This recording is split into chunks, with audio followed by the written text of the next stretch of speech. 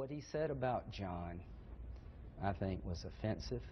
He's becoming a jackass at a time when we need to have a serious debate about the future of the party. That's, of course, you're familiar with Lindsey Graham from yesterday. Joining us now is former White House spokesman for President George W. Bush and president of Fleischer Sports, Ari Fleischer. Hello, sir. Steve, great to be with you. Great to talk to you. Okay, so what's going on here? I mean, you know, with the name calling, and you know, in two instances, and I tore Trump apart for what he said about McCain because I thought that was very much over the line and disgraceful. He was responding in a terrible way to McCain calling the people who came out to see him crazies, and then he responded to Lindsey Graham, who called him a jackass, as you just heard. So is everybody gone nuts? Well, I'm afraid that Donald Trump is causing a race toward the bottom and a race toward whoever can say the most outrageous thing to get the most publicity. And this is no place for a good party to be. Races should be about ideas and policies, and this is the toxic mix that Donald Trump has brought into this. He's making it about too many other things that are negative, none of which are good for the image of the candidates or the party. What do you think is going to happen? I mean, is he going to? Do you think he's going to fizzle out? Do you think after the debate that will be a very telling moment for him? Either the polls after the debate on Fox, he'll either increase or he'll just tank? Look, I think Donald Trump has an intense but small following.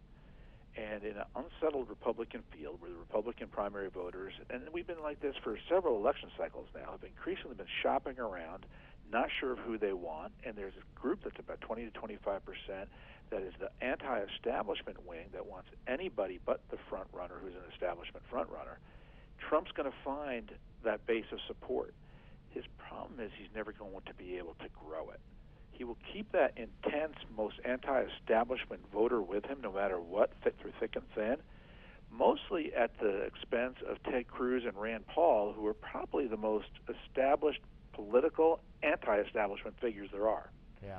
And I think he'll stay there. But since he can't grow it, he can't win the primary.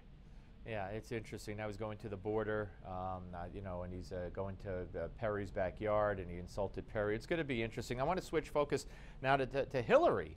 And a very important poll news coming out, Quinnipiac University poll today, that in Colorado, Iowa, and Virginia, Hillary gets beaten by three candidates, by Walker, by Bush, and by Rubio.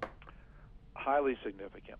Because if this is the beginning of the canary in the coal mine starting to chirp real loud, it's going to cause a lot of trouble inside Democratic circles. Hillary's campaign is 100% based on inevitability, that she'll win because she's the winner. If Democrats start to question whether she can win, it's going to make them increasingly question her honesty and her trustworthiness, which is a big part of the decline. And it's going to make them think, are we at risk if we put all our eggs in Hillary's basket? The person most heartened by these three polls is Joe Biden. Joe Biden wants nothing more than to be invited to jump into the race late to save the Democratic Party from Hillary Clinton. Yeah, and you know, if he jumps in, any other candidate with his baggage, Ari, being thrown out of one race or having to step out of one race because of plagiarism, in 08 calling Obama the first clean, articulate black. None of that's going to be a significant issue. It won't. But if it was a Republican who had said all that, and there's more, why is education better in Iowa than D.C.? Because look how many minorities you have in Iowa compared to D.C.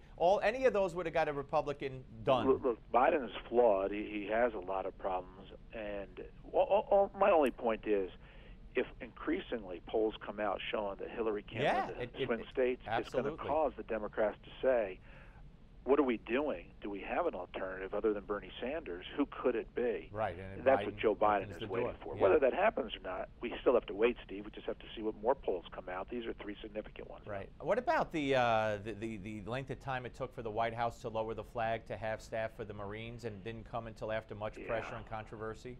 Yeah, you know, what I really want to know is how much time did it take for them to lower the flag after Newtown, after Fort Hood, and that's what will be telling to me. But clearly it was an oversight at the White House. Somebody made a terrible, terrible blunder.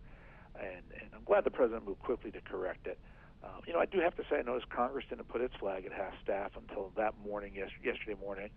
They beat the president by a few hours. Somebody missed this somewhere. Yeah. And of course, I always can't let you go without talking just a little bit of sports. You know, Tiger Woods, Is he going to keep playing until he wins another major, or you know, when he's 55 or 60, or is he just going to one day say, you know, I can't play anymore? He's a golfer. What else is he going to do at this time? You know, this is what they do. It's all his life. What else has he done? So yeah, I think he's going to keep playing. And golf, you know, you can play as you get older. It's different from winning, though. Yeah, there's a big difference from winning. Do you think he's ever going to win another major? I don't think so. Yeah. I think he would have by now if he could have. Yeah, he's not even making the cut. Ari, great to talk to you, my friend. Thank you very much.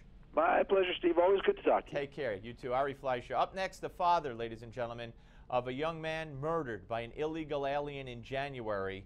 You're not going to want to miss this very heartfelt conversation. Don't go away.